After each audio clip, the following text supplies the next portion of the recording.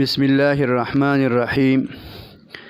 د سورة اخلاص یعنی قل هو الله احد الله الصمد لم یلد ولم یولد ولم یکن له کفوا احد.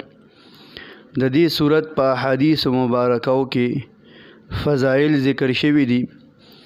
جناب رسول الله صلی الله علیه وسلم فرمایي څوک چې یو پیرا سورة اخلاص ووایي نو داسې شوا دته دونه ثواب ملو شو چې ثلث القرآن یې اولسته، درېیمه حصه د قرآن یې اولستله. بل روایت کې راځي پیغمبر علیه الصلاة والسلام ته یو کس وی چې زه سورة اخلاص سره ډېره مینه کوم، دا سورت مې ډېر خوښ دی. نبی علیه الصلاة والسلام ورته فرمایي دا سورت به تا جنت ته ورسوي.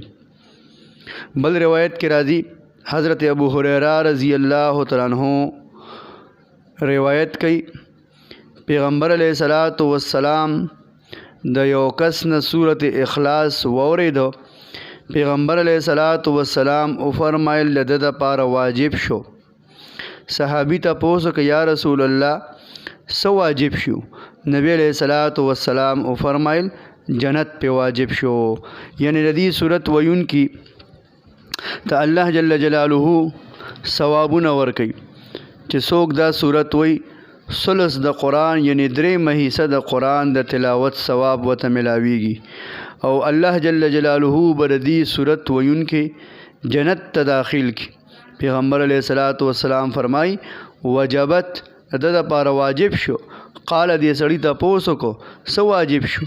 نبی علیہ الصلاة والسلام ورته فرمای الجنتو جنت چې کوم دی د دپاره واجب شو. لہذا مونږ او تاسو له پکار دا دي چې د دې سورت اخلاص د دې ورد او د دې ذکر ډیر زیات کوو.